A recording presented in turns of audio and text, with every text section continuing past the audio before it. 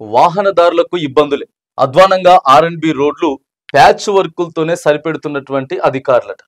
వర్షాకాలం దగ్గర పడుతుండగా రాష్ట్రంలో రోడ్ల పరిస్థితి ఆందోళనకరంగా మారింది. ఏటా వర్షాలకు పెద్ద ఎత్తున రహదారులు దెబ్బతింటున్నాయి. దీంతో వాహనదారులు తీవ్ర ఇబ్బందులు పడుతున్నారు. జిల్లాల వారీగా అధికారులు నివేదికలు తయారు చేసి వ్యయ అంచనాలు రూపొందిస్తున్నారు. కొత్త రోడ్లు నిర్మిస్తామని మంత్రులు అధికారులు సమీక్షలో వెల్లడిస్తున్నా పనులు మాత్రం ముందుకు సాగడం లేదు. ఇదే చెప్పేది మనం. కొత్త రోడ్లైనా మీరు పోయకపోండి, కొత్త రోడ్లు పోయకపోయినా ఉన్న రోడ్లైనా చక్కగా చేయండి అని చెప్తున్నాం. సందులు గొంతులు కాదు, మెయిన్ రోడ్లు కూడా ఎన్ని తెలుసా అసలు. దానివల్లే కదా యాక్సిడెంట్లు అయ్యేది. ఇప్పుడు వర్షాకాలం వచ్చింది అనుకుంటే గుంటలు ఉంటాయి, ఆ మొత్తం నీళ్ళతోటి ఫిల్ అయిపోతాయి. అది ఏం కనిపిస్తుంది, పట్టుకుని అందులో పడుతుంది.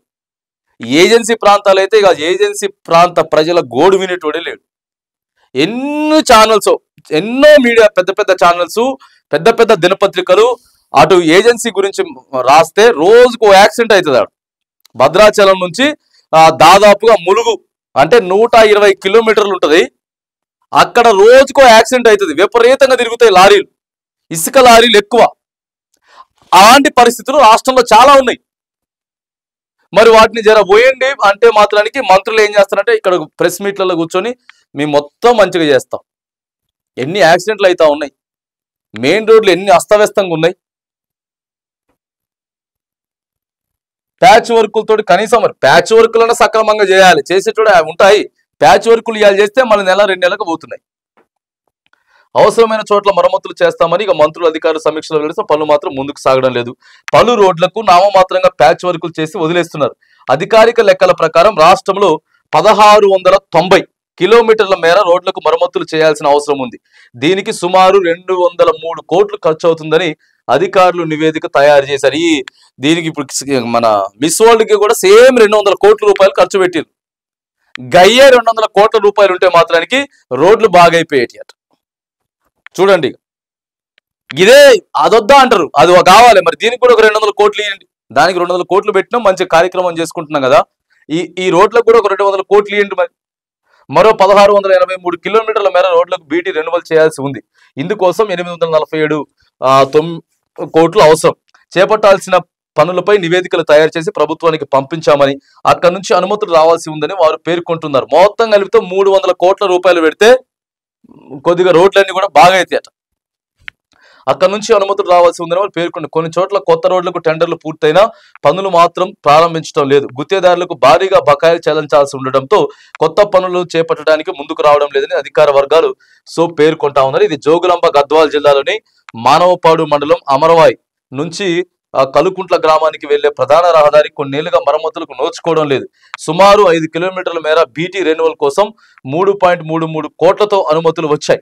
ఇటీవలే టెండర్లు పూర్తయినప్పటికీ పనులు మాత్రం ప్రారంభం కాలేదు.